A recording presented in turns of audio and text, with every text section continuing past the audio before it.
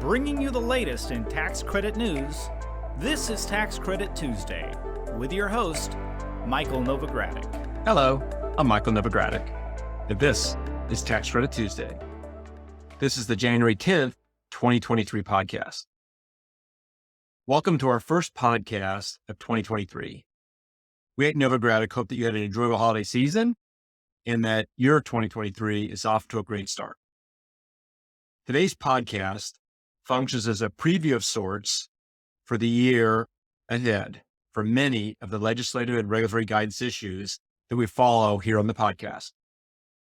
The midterm elections in November resulted in a divided Congress, with the Democratic Party controlling the Senate and the Republican Party holding a narrow advantage in the House of Representatives. That combination makes it less likely that we'll see significant tax legislation in 2023. Although the lack of a tax title in the year-end legislation does open the door a bit for that. Of course, there was plenty of drama last week as Republicans struggled to name a Speaker of the House, going through 15 rounds of voting, kind of like a prize fight, and finally electing Kevin McCarthy. The election of Kevin McCarthy as Speaker paved the way for the Republican Steering Committee to select the chairs of some key committees, most of interest to this podcast, the Ways and Means Committee. And that selection just happened moments ago. But I'll let our guest reveal the results in the event you haven't heard them yet. However, that's not the topic of today's podcast. If you are interested in the legislative possibilities, we will be discussing many of the ramifications and possibilities tomorrow. That would be Wednesday morning at the Novogradac 2023 Affordable Housing Developers Conference, Fort Lauderdale, Florida. And then the following week, I'm going to lead a panel that will discuss the same issues at Novogradac's 23rd annual New Markets Tax Credit Conference in San Diego. Now, I will share the links to each of those conferences in today's show notes, but by the time you hear this podcast, it's likely it'll be too late if you're not already planning to join us in Florida. But you will still have time to join us in San Diego. Suffice it to say, there are many community development tax incentive bills that will need to be reintroduced this year. But perhaps even more significantly, there will be an enhanced focus on regulatory guidance in 2023. And that's an area in which we at Novogradac are very engaged through our various working groups. And that's going to be the focus of today's podcast.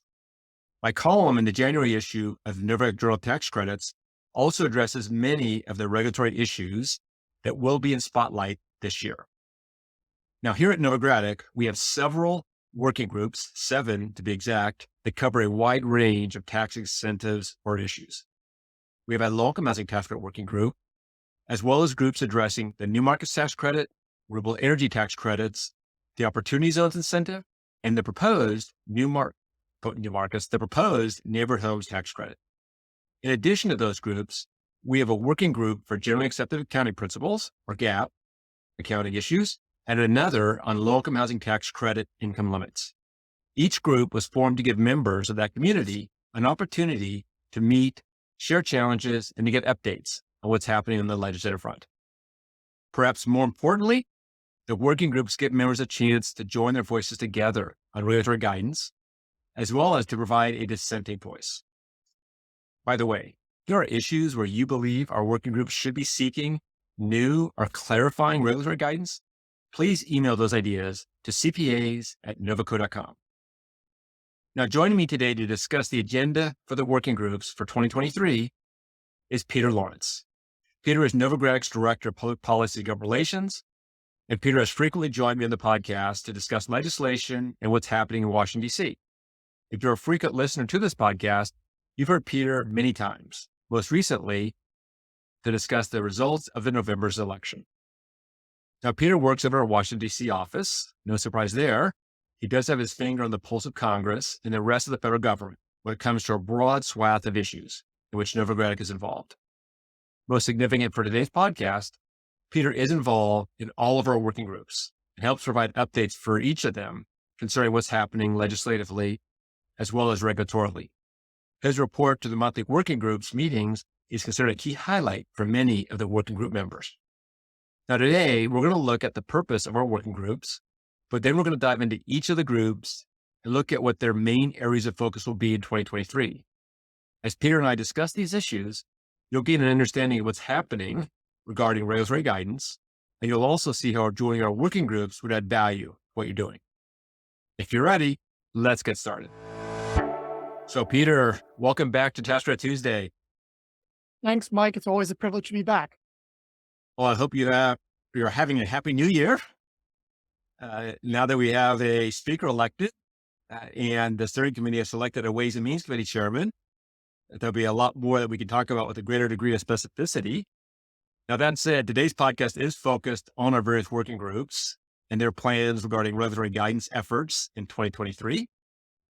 Our working groups have always focused on seeking regulatory guidance in areas that we believe it's needed and our members think it's needed, as well as commenting on existing guidance as requested.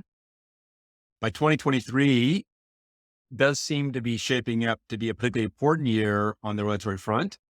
And I thought it'd be useful if you started off by sharing with our listeners why we at Novogradac think that 2023 will have a greater emphasis on regulations and regulatory guidance as opposed to legislative achievements. That's a great question, Mike. And of course, the working groups, although our sweet spot has always been regulatory efforts, we of course also very much follow the key legislative items. And we work in partnership with a lot of the policy coalitions that are focused in our practice areas. But this Congress, we've seen with the first week of the Congress being in operation, how challenging an environment will be for legislation. With a divided Congress and with the House having such a narrow majority, it's going to be very difficult to get legislation through the House and the Democratic Senate, Republican House and Democratic Senate, and to the president's desk.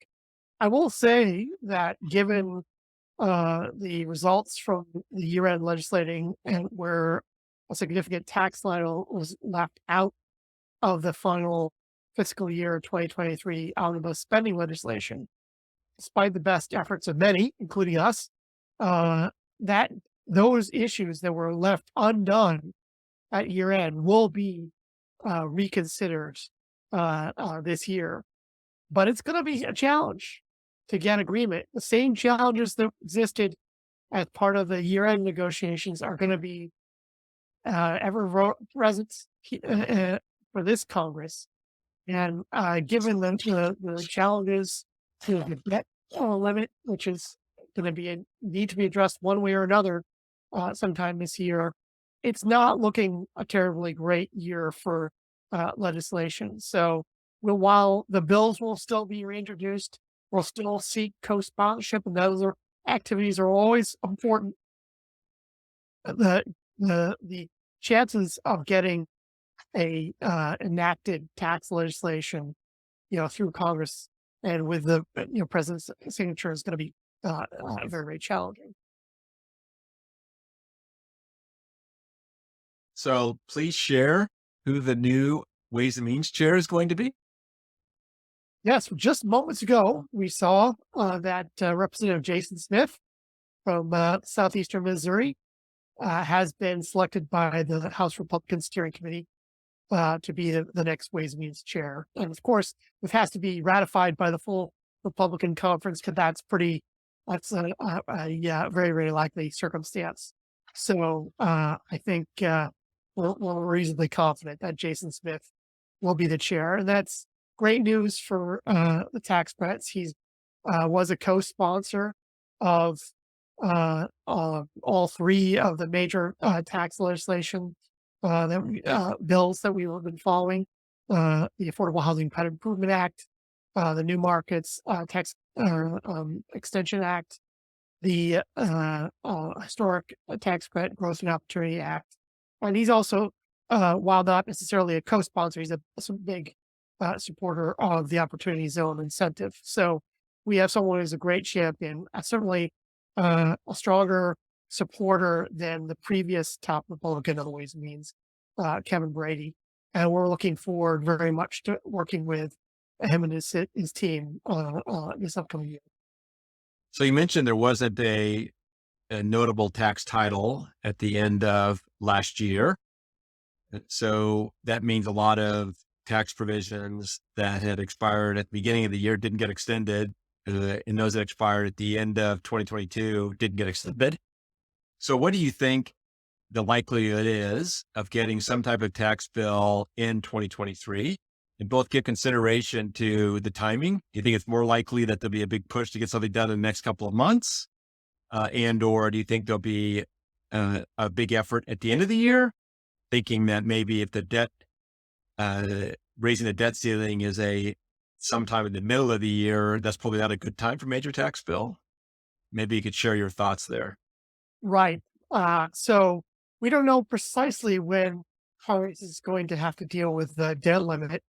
The debt limit was reset back at the end of 2019, or sorry, excuse me, at the end of 2021 until at $31.4 trillion.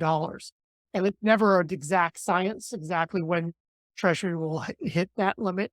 And even when they do, they're able to use what's called extraordinary measures, a variety of accounting maneuvers to make sure that the Treasury never goes over that limit. But at some point in the year, probably I would say in the second half of the year, we don't know for sure, but more likely to be the second half of the year, Treasury will run out of that ability, and that will force there to be some sort of resolution. And we know from the challenges that Kevin McCarthy had this upcoming week, one of the key issues was to extract some concessions in exchange for approving any increase in the debt limits. And that is going to be a very challenging negotiations for the Congress and the administration to have to deal with. So that is what we think will be the main issue. And Ways and Means does have jurisdiction over the debt limit. I think it's more likely there will be an effort, as often the case at the year end, given that tax policy is often, dealt with on a calendar year basis. There's often always a push at the end of the year on tax legislation. And given we're now having the 2021 extenders as well as the 2022 extenders, left unaddressed, I imagine there'll be an effort. It's not unprecedented for Congress to, pass retroactive extensions of tax extenders. So it certainly is not possible, but I mean, it's very conceivable it will be retroactive, but it will be still a challenge to get the agreement because House Republicans and Senate Democrats do have, different priorities, and striking a deal may be a challenge. So thank you for that. I mean, I do want to focus on working groups and the regulatory issues so we can move on from the legislative front. I just wanted to have you kind of set the stage for why there's such an enhanced focus on regulatory guidance. Now, there are specific issues related to each of the working groups that they're going to be moving forward with, but there's also some cross-cutting issues that affect many of our working groups. So I thought we'd start with the specific issues for each working group. And then once we get through that, we can then talk about some of the cross-cutting issues. So let's start with at least the currently largest in terms of annual tax benefits, and that's the loan closing tax credit. So we'll start with our loan closing tax credit working group and what it's focused on for 2023. So if you could share that with our listeners. And I will note for our listeners that the loan closing tax credit working group is ably led by my partner, Dirk Wallace, out of our Dover, Ohio office. So Peter, please share what some of the key regulatory guidance issues are for that working group. Sure. So there's a lot, I think, going to happen for the LIHTC working group. But, one of the main issues is those of you who have been listening to podcasts over the past few months, last fall, Treasury did issue the final regulations on the average income test, which was a great advance on the regulatory front, given this important new income set aside option that now all low-income housing tax credit state holders will be able to use. But I think the tension now shifts to implementing that guidance with each of the states. And I think there were already have been lots of thinking going on. One of the best practices are, and how states can help facilitate the adoption and make it simpler and more straightforward for stakeholders to follow. And so we will be working on those best practices, and we'll be, of course, working with National Council of State Housing Agencies, as we did all the way through the process, urging Treasury to adopt final regulations on what these best practices should be. And we look forward to it. I would also note with respect to the average income final guidance is that the initial guidance a couple of years ago wasn't very favorable. So at some level, getting the final guidance released in such better shape is a sign of success on behalf that the working group was able to have along with other industry stakeholders. And now we're, as you pointed out, trying to there's still some nuances that we want to clarify, but it definitely is a substantially better place than it was 2 years ago. And now it's at a place where many investors are comfortable investing in developments that are electing the average income set aside. Absolutely. Yes. So that work goes on. But also another major priority is guidance related to all the various Inflation Reduction Act provisions that affect the low-income housing tax credit. As many of your listeners know, as we've covered in this podcast, there are $270 billion worth of expansions of renewable energy, and some of those impact the housing credit. So for example, you now no longer need to reduce low-income housing tax credit basis by the amount of your renewable energy investment tax credit, or the Section 45L new energy efficient home tax credit. And there's also a bonus for the investment tax credit when used in conjunction with affordable housing. So I think there's going to be a lot of guidance coming out of Treasury implementing this bonus for affordable housing, also all the various elements of the Inflation Reduction Act. And I suspect, the low-income housing tax credit working group will be involved with commenting along with our renewable energy working group, which we'll talk about some more on advising Treasury how best to implement that. So those are some of the two main priorities. But I will mention just a third one that's not quite as high, but is going to be something that we also are going to be focused on, and that is this year, National Council of State Housing Agencies is expected to release an update on its recommended practices, which address a wide range of different state policies with respect to the low-income housing tax credit. One of the key focuses of this rewrite will be on preservation, and so I believe the working group will be also very much engaged with responding to NCCJ's recommended practices and hopefully getting some industry input as NCCJ adopts this update. No, thank you for that. That is an important work by the National Council of State Housing Agencies. I will also note, as you know, we've had a number of podcasts on the affordable housing provisions included in the Inflation Reduction Act related to renewable energy or clean energy. And we will provide a link to those prior podcasts in our show notes if you're interested in going back and listening to some of those. So let's move on to actually in their upcoming conference talking about this, and we also have a blog post coming up too. So I think we got lots of resources for those who were interested in those intersections. Yes, thank you for that. If there's other questions that you have, just email cpas@novogradac.com and we can help direct you to the links on our website. Because as you point out, Peter, we have lots of resources. So let's move on to the Renewable Energy Working Group, which maybe has more on its plate than any other group. Not maybe, it definitely does. The Renewable Energy Working Group has so much on their plate that we really can't do full justice as we talk about the areas where we'll be seeking regulatory guidance.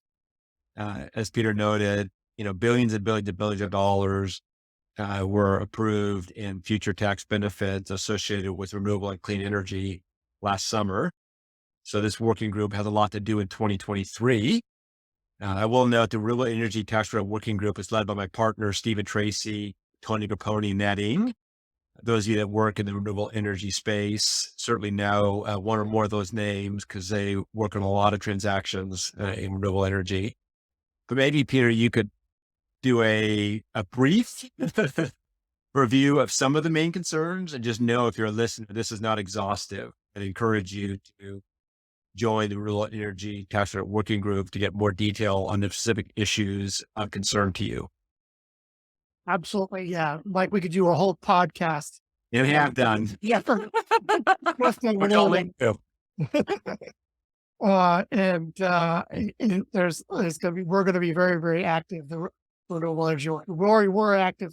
There were, 9 comment letters that Treasury requested towards the end of last year, and we suspect there's going to be much more in the upcoming year. But I will just say that, a couple of things we are looking at. One of the pieces of guidance that Treasury recently released was on the labor provisions, prevailing wages and apprenticeship. And there's still, I think, some more details on that guidance that will come out. But those of you who are concerned about that, the 60-day clock has started, and later this month will come to the end. So, yeah, if your renewable energy facility hasn't started construction by January 28th, you're going to have to start adhering to them. So you can get more details on them by, joining the Renewable Energy Working Group. But there's a lot of other things. There's the new option of direct pay, and for the transfer, we expect guidance from Treasury on this very new option. Opens up a whole new set of transactions involving renewable energy. And that is going to be, a very key focus. There's going to be, I think, discussion on the various accounting issues associated with the IRA provisions, discussing trends and structuring issues we're going to be focused on. And, as other issues emerge, we're likely to continue to respond to, requests for informations from Treasury on IRS. And so really, lots of work. If you're involved in renewable energy in any way, shape, or form, you really should be a part of the renewable energy work. Yeah, one of the kind of underappreciated benefits of many of the working groups is the ability to discuss with other members, other stakeholders, their interpretation of various items, their common practices, and the rest. And certainly in the area of renewable energy, with all the provisions included in the Inflation Reduction Act, beyond the questions around commenting on regulatory guidance and the rest, with transferability, refundability, the apprenticeship rule, prevailing wage, and other issues, just getting on a phone call and being able to hear what others are doing and how they're addressing it and how they're interpreting various provisions, so you can travel within the herd, if you will, is really an immense value. And that's something that the New Market Tax Credit did a great job of in the early days of the New Market Tax Credit, when so many issues were unknown. At the end of the day, you can't get guidance from Treasury dealing with every possible fact pattern. So there is a benefit of being able to call and being able to share some of your questions and or some of your interpretation to see if others are agreeing with it. And it's also, even if you're not aware of issues, being on the call, you might become aware of issues. It's always better to be aware of an issue in advance. So there's a lot of reasons, particularly to be participating with the Renewable Energy Tax Credit Working Group, given the new statutory, all the new statutory provisions, and correspondingly the need for guidance in developing common interpretations. So let's move on. I realize we're going kind of swiftly here, but we do have 7 working groups, and I do want to give adequate amount of time to each one. So next I wanted to talk about was the New Markets Tax Credit Working Group, and that is led by my partner, Brad Elphick. Brad's been a guest on Tax Credit Tuesday, many times. And that group is very involved with both the Treasury tax guidance for the New Market Tax Credit, as well as the CDFI fund that administers the New Market Tax Credit. So Peter, if you could highlight, please, some of the key regulatory issues that the New Market Tax Credit Working Group we focused on for 2023. Absolutely. And I know many of the new markets stakeholders are really focused in the application round that is due towards the end of the month. And looking forward, we are hoping to work with the CDFI fund to make the application allocation process more transparent on a known schedule. Hopefully, maybe get them more onto the calendar year. We are getting off the schedule a little bit in that the allocation application for 2022 is closing in 23. And obviously that's, rather have the round open in the year that we have it. And Indeed. the idea of potentially at least getting close to making awards within the calendar year. And so we've the working group has offered a solution to the CFI fund to try to get back more on the schedule. We also are looking towards addressing the technical issues that come with that additional guidance. Along with the application came some more new FAQs on compliance, and we obviously work with the CFI fund on providing recommendations on that type of guidance. In 2022, we did address COVID-related issues such as the 36-month look-back provision and extensions. So we're going to continue to work with the fund on these type of issues. I'd also note with respect to the New Market Tax Credit Working Group, in addition to, you're discussing what's happening legislatively and regulatorily on every monthly call and all the other work that we do, which is typical of working groups. New Market Tax Credit Working Group also has Bob Ibanez, former program manager at the CDFI Fund for the New Market Tax Credit, give an update administratively as to, what's new over the last month. And I know that's a feature for that working group that many, many members find very, very valuable. Now let's move on to Opportunity Zones. The Opportunity Zones Working Group was our first working group founded before the actual incentive became law. It's not our last one, which I'll talk about in a moment, but it was formed in late 2017. And it's been involved in analyzing, interpreting, and understanding the role of opportunity zones and incentivizing investment in local communities, which includes providing feedback to Treasury and in developing common practices for members. Once again, there are a lot of issues that you need to get guidance from Treasury on. There are a lot of issues that you can't get guidance from Treasury on, that you have to develop an interpretation, and you want to travel within the herd to the extent that you can to create some safety of being within a herd. And that group is led by my partner, John Shreddy. He leads that group, and he's ably assisted by Jason Watkins in terms of those monthly meetings. And John, by the way, will be a guest on the podcast in a few weeks. So Peter, if you could share some of the priorities for the Opportunity Zones Working Group in 2023. Sure. So we're going to continue discussions with Treasury for regulatory guidance on the working capital safe harbor, the written plans and schedules for qualified opportunity fund decertification in the circumstances, whether it's voluntary or involuntary. And we're going to continue to analyze we introduced opportunity zone legislation, which we expect to happen, sometime in the next couple of months. And then we're also looking a little bit further down the line, what would be, at opportunity zones 2.0, like, have a wide group of stakeholders identify what are the common possible improvements to the incentive for new legislation that is something that is always an ongoing effort that we do to try to make the incentive work better in a broader set of communities. And of course, we also continue to do various technical research initiatives to develop industry-wide recommended practices. And I do think that what if we do have tax legislation this Congress, which we'll see. Again, it's uncertain what the circumstances are, but I do think that if there is a vehicle for that, the opportunity zone legislation, uh, certainly will be a candidate in this divided Congress as a bipartisan, bicameral initiative. So we'll look at continuing to work with the stakeholders on that.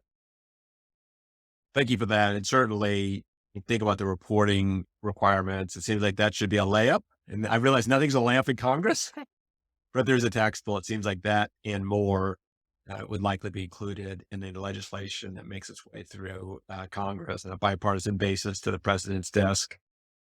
And in introducing the Opportunity Working Group, I noted that it was the first working group that we formed before the incentive became law. And there is another working group, which you hope to be able to say someday was formed before it became law, because right now it's not in the statute yet. And that, of course, is the Neighborhood Homes Tax Credit Working Group. And that group is led by Dirk Wallace, who I mentioned earlier is also the leader of the Low Income Tax Credit Working Group. The Neighborhood Homes Tax Credit is a tax credit for single-family housing, owner-occupied. So it's similar to the low income tax credit, only it's single-family homes versus rental housing. The Neighborhood Homes Tax Credit Working Group has a number of priorities for the year, and it doesn't get involved in sort of direct lobbying, but a lot of the interpretive sorts of issues that would be critical to its success once enacted. So, Peter, if you could share some of the goals of the Neighborhood Homes Tax Credit Working Group.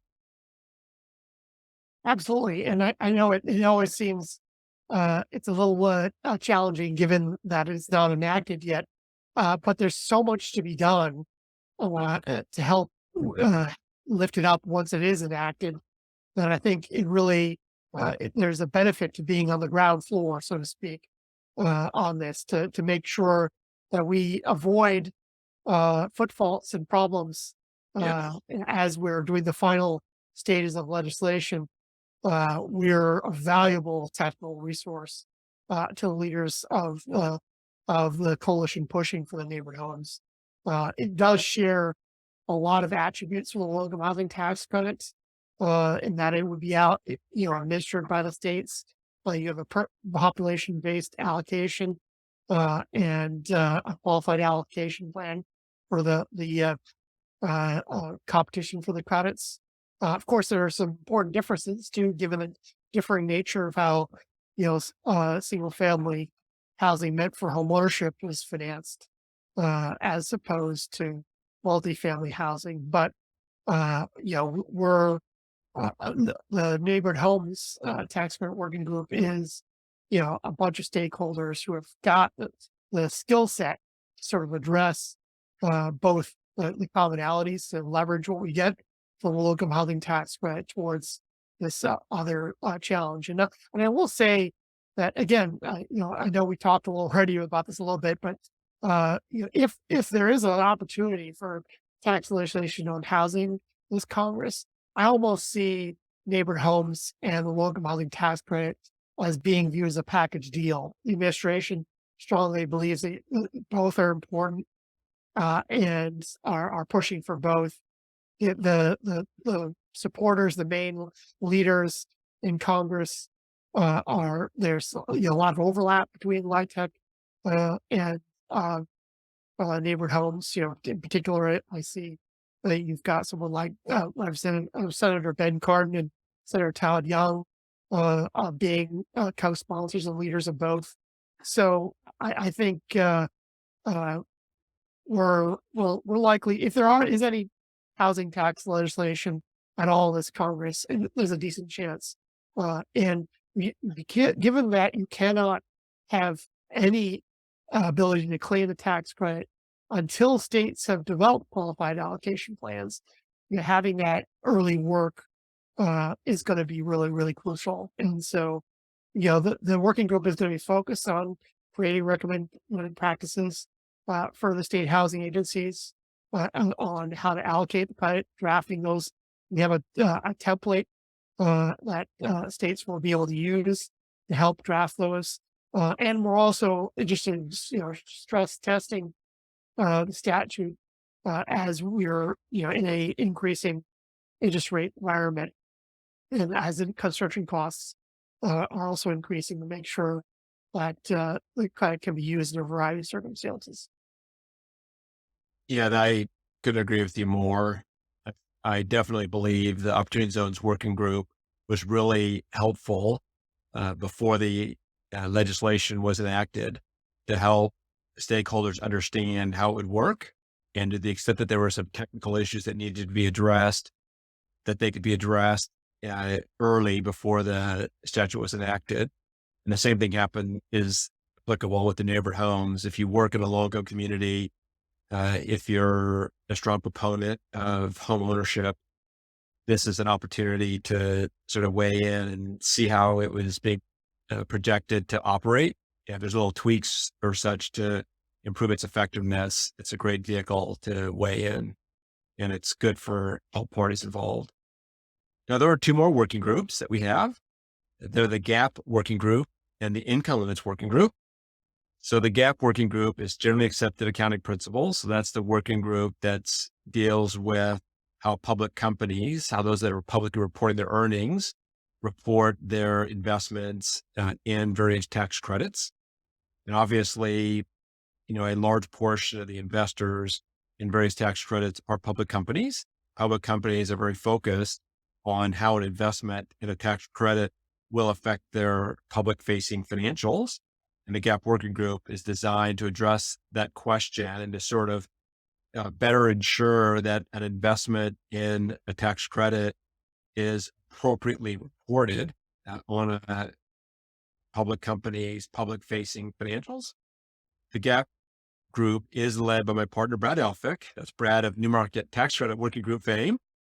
And I should note the income limits working group is led by the well-known income limits expert, my partner, Thomas Stagg.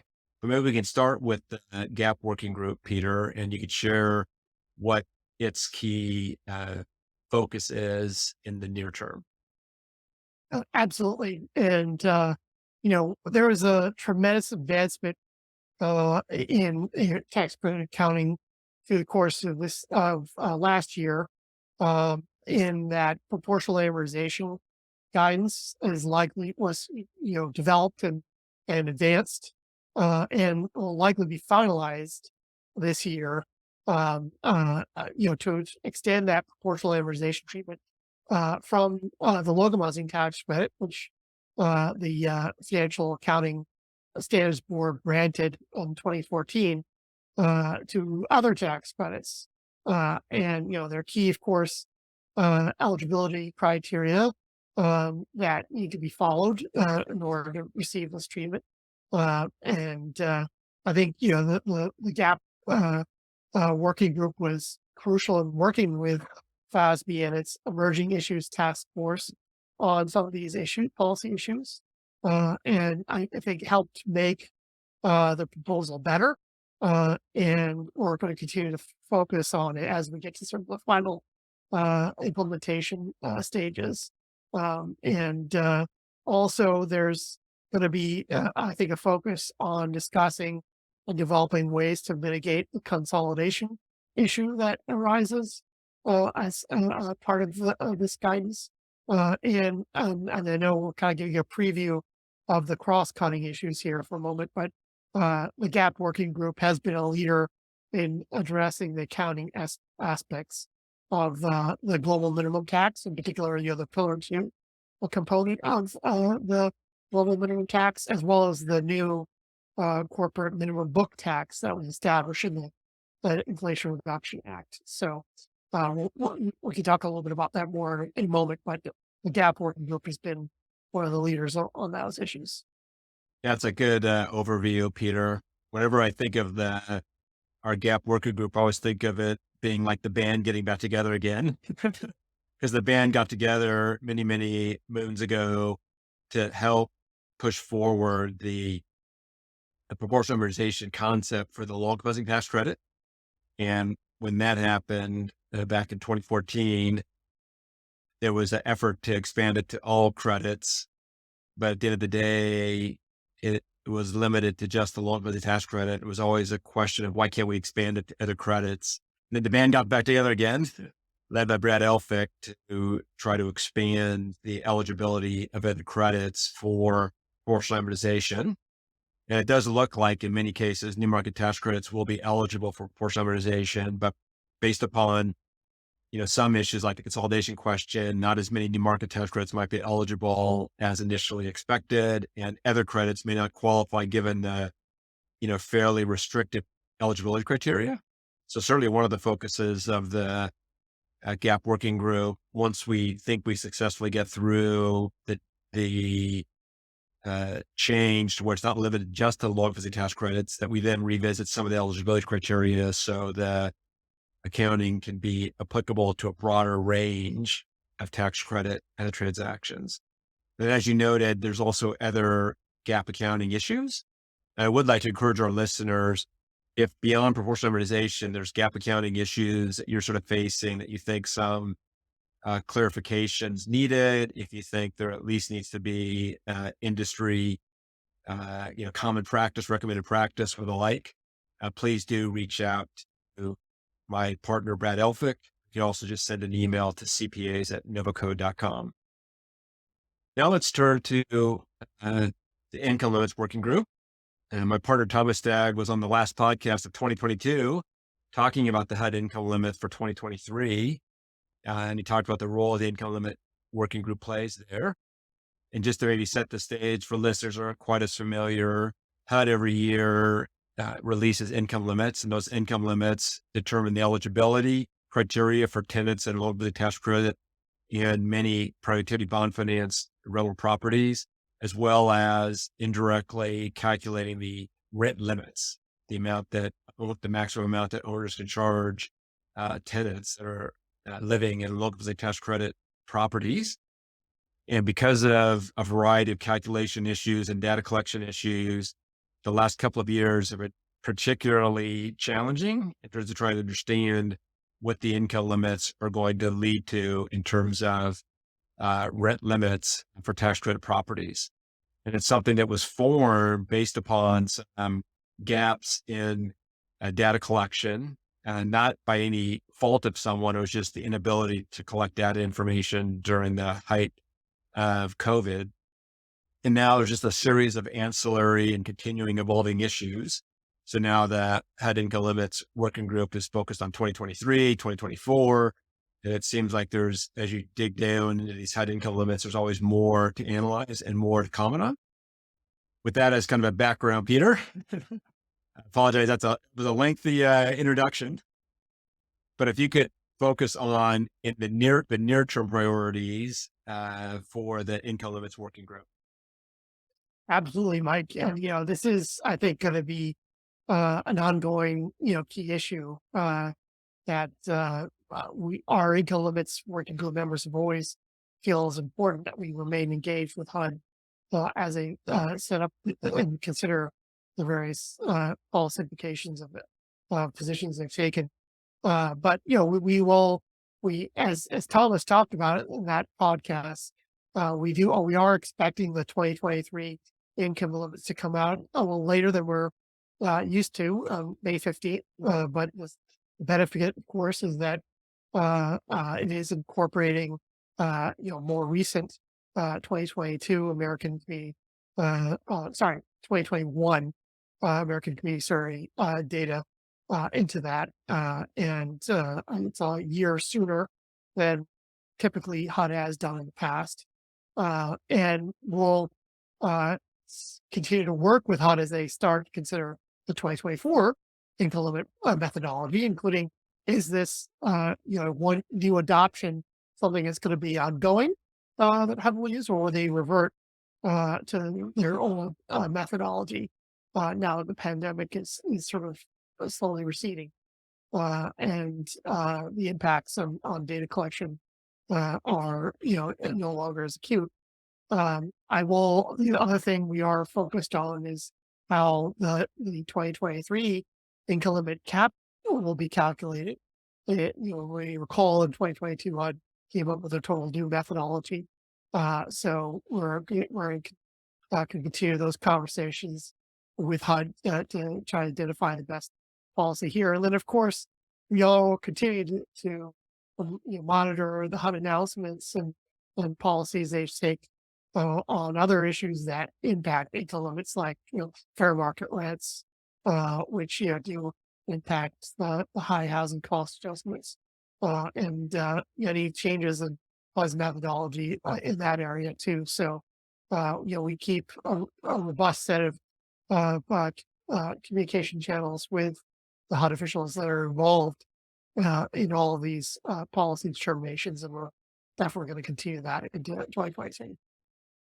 And this is one of our working groups where I look at it and think to myself, if you're an owner or investor in a portfolio of light tech properties, and particularly if you're investing in newly developed properties or properties under development, and that's sort of your focus, this is a working group where you can better understand what your rent limits are likely to be over the next couple of years, as well as, have an opportunity to understand some of the methodological changes that HUD is making at various times and understand the impact that will have on your portfolio in terms of property cash flows and the rest.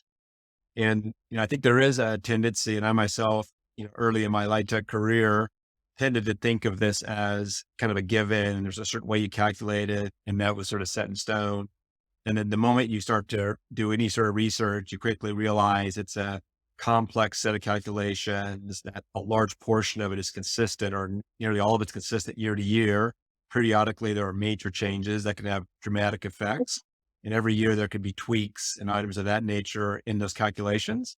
And the sooner you know about it, the sooner you could be addressing it as you're managing a set of properties. And it has, like I said, it has the greatest impact when you have properties under development or you're considering developing, because obviously one of the critical underwriting criteria is what the rents are going to be, as well as what are the likely percentage increases in rents over time. So it's definitely a pretty important working group. So I'll end it at that and then move on to the cross-cutting sorts of issues. We've talked about the various working groups that we have and their more targeted items. There's obviously overlap, even with what we talked about before. Income limits is a light tech concept. It's just pretty, very targeted kind of subset of issues that are there's a lot of work there. So a separate working group beyond the log detection working group was needed. And we've already mentioned a couple of, or at least one of the issues that is cross-cutting. And cross-cutting in the sense that they affect broadly different tax incentives. So Peter, maybe you could share some of the cross-cutting issues that involve multiple working groups, and maybe you can start with the global minimum tax, since you've already touched upon that. Yes, absolutely. And for just a quick recap of what that is for those who may not be very familiar. Back in October of 2021, U.S. along with over 135 other nations signed a global minimum tax agreement, and that had what's called Pillar One, which essentially decides how taxes are to be determined and allocated across multinational corporations. With Pillar Two, the various elements trying to establish at least a 15% minimum tax for large multinational corporations. And the interesting part of this whole exercise is that it's almost predicated on having an enforcement mechanism outside of tax legislation, in that if states, for example, Germany adopts the Pillar Two, it could affect investor behavior in the U.S., even if there isn't accompanying tax legislation in the U.S. So, I think with the leadership of Brad Elphick, we have worked on the issue and developed an interpretation of the Pillar Two rules that hopefully will, provide a pathway for, tax credit equity not to be a part of this calculation and not be affected. But it's not clear yet whether the OECD will adopt this interpretation as it sort of releases implementing guidance for Pillar Two, and we're going to continue to work with Treasury and with allies across all the various tax credits, because it does affect broadly, could potentially affect broadly all the community development tax credits on that. And I also just quickly note that there are some similarities with the corporate minimum book tax, but there are also some differences too. You have a comment, Mike? I can see. Yeah, I did want to share before we jump into one of the other cross-cutting items that you could have hinted at. We mentioned the corporate minimum tax on book income. I just want to say, with respect to the global minimum tax, that we do have this interpretation, and we'll provide a link to it in the show notes. And I do think it's the better reading of the existing rules that would implement Pillar Two.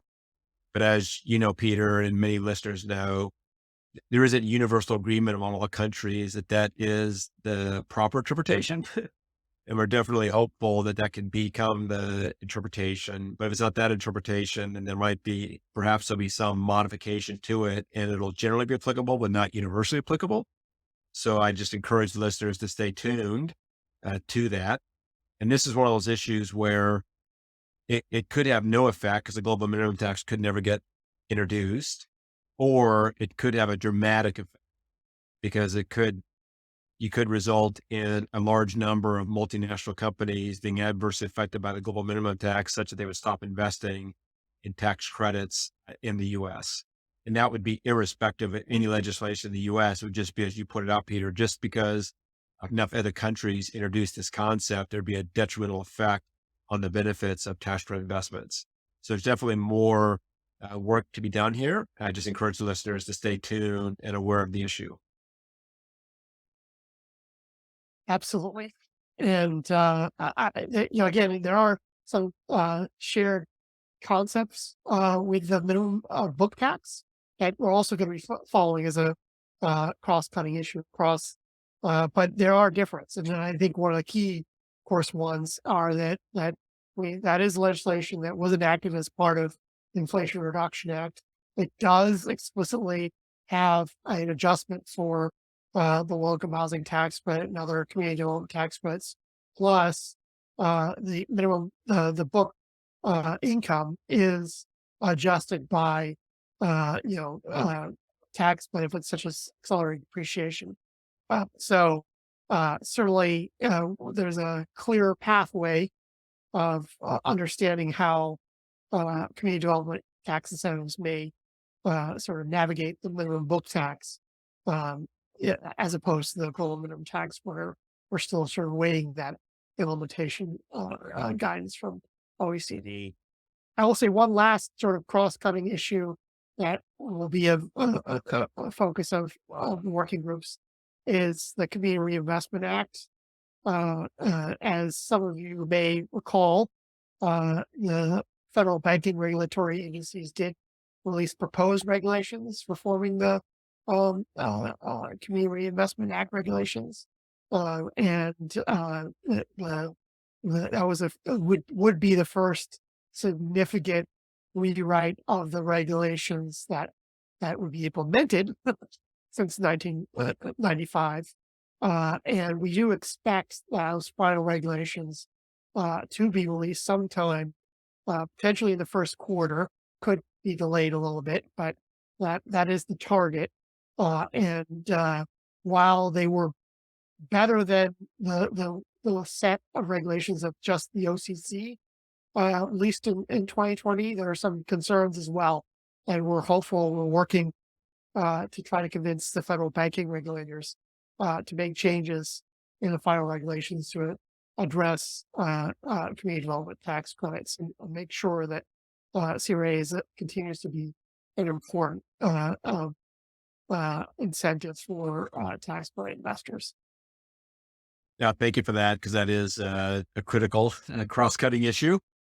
And certainly there are others, but there's only so much time in this podcast. I do want to move on to get a little more details on the working groups. I mentioned earlier that most of the working groups meet once a month, and some meet more often, depending upon the issues. And if you're a listener and you're thinking, which working group do I think has recently been meeting more often than once a month?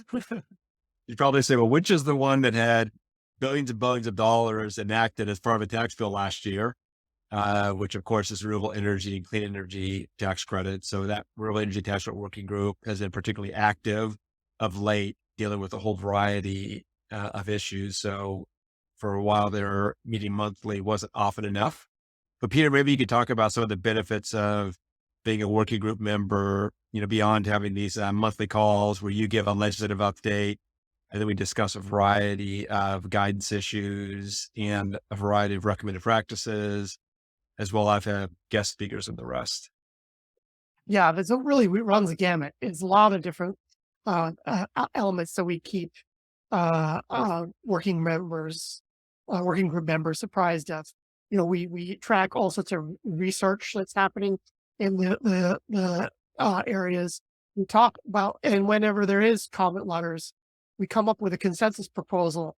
And one of the great benefits, I think, of the working group is that it's the positions are not reflected in any one company, but come across a cross section. And we know that Treasury in the past has really appreciated that. It's having a common voice where you can reflect a consensus position really helps, Treasury make policy decisions that and having it not appear that we're benefiting one sector over another in the amongst stakeholders, but rather something that benefits the practice as a whole. And having that group voice, I think, is really really helpful, especially when you're standing up, that all those billions of dollars that were authorized in the Inflation Reduction Act. I think that's one way. And the renewable energy working group certainly did meet more frequently, although we were actually meeting on a weekly basis. In fact, even more than more frequently than weekly at some point. So really, that's the agenda is driven by what the policy needs are, and we want to make, of course, sure that we're as relevant and timely as possible as Treasury and other federal agencies are coming up with key regulations and guidance. And we often do a lot of analytical work too. And one of the signature items I think Novogradac's been known for on the low income housing tax credit are our unit financing estimates. And that's been a key working group for ongoing project. And without the valuable support we get from the working group membership, we wouldn't be able to do those sort of things. So there's a whole slew of benefits you get as being a part of the working group, and we certainly encourage you to consider becoming a member. And you mentioned our comment letters. One of the things that I find the most useful with respect to the comment letters and having a large number of members in the various working groups is we have an idea and really filter it and fine tune it and be as exact as possible in terms and as specific as possible with the recommendation. And it helps working group members avoid unexpected consequences. And it makes the recommendation really actionable by Treasury. And they'll know that it's been thought through by a large number of parties. So it's definitely ends up being more refined than if any one of us just individually came up with an idea. Because everyone can read the same words and come up with different interpretations. So we could basically be refining the words to avoid that. So I really appreciate the working group members and what they're able to provide. And in addition to working group members being able to make suggestions about what a recommendation should be, what a common practice should be, and the rest, they also can say, no, don't make that recommendation. And that voice sometimes is more important because, one person might see a particular recommendation in a certain light in a certain type of structure, whereas in another type of structure, it has other adverse effects. So it's that's really useful. So thank you, Peter. As our listeners can undoubtedly tell, you are a great resource in all these areas. And you're obviously a very real significant value to the working groups. So thank you for all your contributions to the working groups. I like to say that our working groups are rarely surprised by things that happen in Washington, D.C., thanks to your monthly advice and guidance. I say rarely surprised because Washington does still surprise, but even if they end up being surprised, once they are surprised by what happened in Washington, D.C., then the next call comes up and you can explain some of the background, then you kind of get better understand why things went the way that they went. So thank you, Peter, for filling us in on the priorities, or at least some of the priorities for 2023. There's a lot more priorities that we didn't have time to cover in the course of the podcast. Please do, Peter, stick around to the end of the podcast for off mic section. So looking ahead to next week, we're going to resume our So You Want to Be a LIHTC Developer series. Next week's episode is going to focus on what loan closing tax credit developers should know about Form 8609. Now, many of you know that Form 8609 is the IRS form that documents the credit allocating agency, normally a state, but could be a city, allocating agencies' allocation of the loan closing tax credits. For 9%, it's technically an allocation. For 4% bonds, it's still the document that states the amount that a developer or partnership is able to claim in loan closing tax credits. And this allocation of the credits is done by the allocating agency on part 1 of the form. And then part 2 of the Form 8609 is where the taxpayer has to complete various certifications and make various elections. And there are a lot of traps for the unwary in the Form 8609.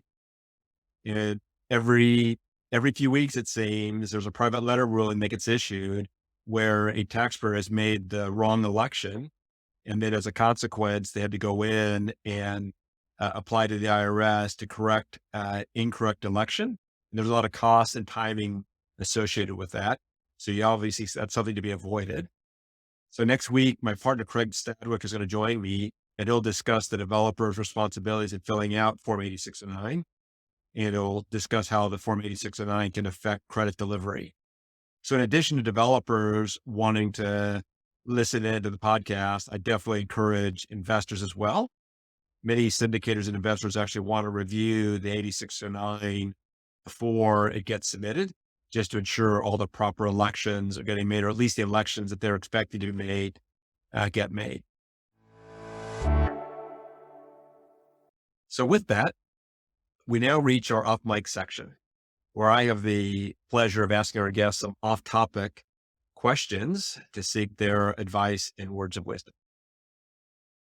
So let me start, Peter. I only have 2 questions for you. Often I have 3, but I'll limit you to 2. I appreciate you joining me. The podcast has went a little bit longer than normal, but we've covered a lot of very important matters. I'm always asking guests about time management and the rest. I'm always very focused on productivity. So I was wondering if you could share what lessons you've learned during your career concerning how to best manage your time, realizing that best isn't exactly easy to define what best is. Fair enough. And, whenever we do have a beginning of a new year, it always prompts us to rethink how we've done things, reflect on how 2022 went, what worked well, what perhaps did not work well. I think I am trying to, one of my resolutions for 2023 and to better manage my time is, not focus so much on email, but more have focus on meetings, working with key partners. And one of the great ways of doing that is to go to conferences. And we've got our first 2 conferences of the year. I appreciate the opportunity of getting out of the Washington, D.C. bubble and meeting folks from all around the country and hearing what their particular priorities and issues are. And so I think that's just, managing, really need to decide what is most value from your time and try to cut out a lot of the stuff that can help, like, may fill your week with stuff, but don't necessarily advance what you really want to try to achieve any one particular week, any one particular month, or any one particular year. And you know, I always realize my key goals is we want to advance positive, regulations, guidance, and legislation focusing on our tax practice areas. And we do that, working in concert with, key partners, and you can easily get distracted in email with the latest, controversy, or, issues that really, really matter. And so that's one of my key ways of helping the manager. Well, I really like you focusing on email because that's definitely a weakness for me in terms of email and getting lost in your inbox. Not so much because there's so many items, but just the incoming. And there's all these different quotes. Keep keep your eyes on the prize. Are you really doing something that's going to effectuate change or accomplishment in the way that you're seeking? And you can get caught up in email where you're confusing activity with achievement or activity with progress, because you can definitely be very active there. And I also think of, the whole four quadrants, call them Stephen Covey or Eisenhower or the others. You got what's important but not urgent, what's important but not urgent, what's not important, not urgent, and what's urgent but not important. It seems like so much of email fits in that urgent but not important category. And you can end up getting distracted by that category and not dealing with what's urgent and important or what's not urgent but important. So it's definitely something that is always a focus of mine. And as you develop more refined ways of addressing that, I'll look forward to hearing them from you. Absolutely. So the podcast has been about working groups, and our working groups are by definition involving working with multiple people. Multiple people end up coming together to achieve outcomes. So what tips do you have on working well in groups? One of the things I always think is it's so important is that you listen well. I think because sometimes people have, whenever they come to meet together, they have a particular goal they have in mind and they express it. And Yeah. I think sometimes people don't listen to how everyone else responds as carefully as one should, because often people, no one wants, well, not no one, I shouldn't say that. Few people are gadflies, and, very outspoken. And so sometimes you have to really listen carefully to hear the nuances in people's different positions. And, that, listening is a real important skill.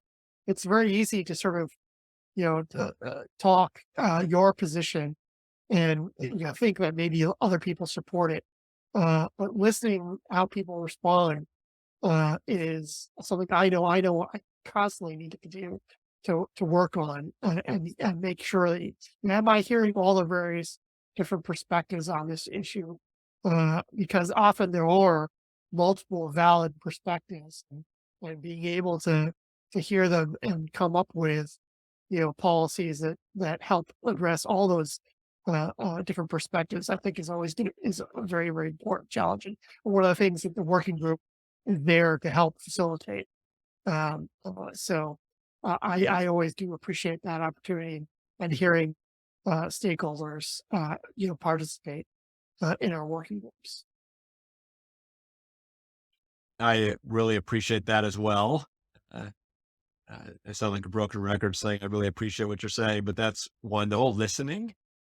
I mean, there's the adage of, you're given 2 ears and 1 mouth and all the rest, get the right balance. But I know for myself, I'm always challenged to listen and not be formulating what I'm going to say next.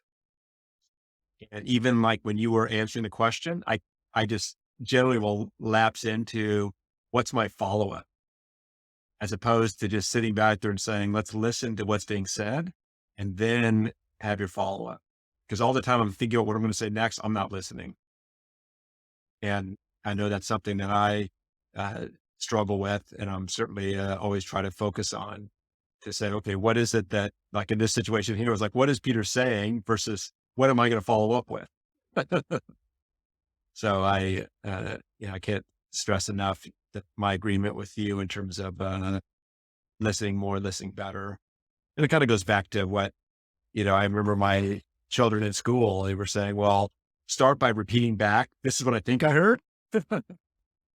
Obviously that can be a challenge in a large groups and all the rest. So you can't just be saying, this is what I think I heard and things of that nature. But, having that kind of approach definitely is helpful, at least in your own mind, be thinking to yourself, what is it that I'm hearing as opposed to what is it that I want to say next? Yeah, it's something I know I need to continue to work on because you do have a perspective and you do have, and often you may think someone is going to take a particular position until you listen to them carefully and discover the nuances in what they're trying to communicate. So I know I need to continue to work on that to make sure I'm hearing all the various different perspectives on here on an issue, and so that's one of my goals for 2023. I would just say one of my other approaches is to be thinking about, rather than come back with a comment, is to follow up with a question. Because if you're thinking about what am I going to ask about their view, then you're not thinking about what you're thinking about how to learn more about their view. So that's another tip that I find useful. So thank you again, Peter. Thank you for joining me on the first podcast of 2023. Great privilege. And to our listeners, I'm Mike Novogradac. Thanks for listening.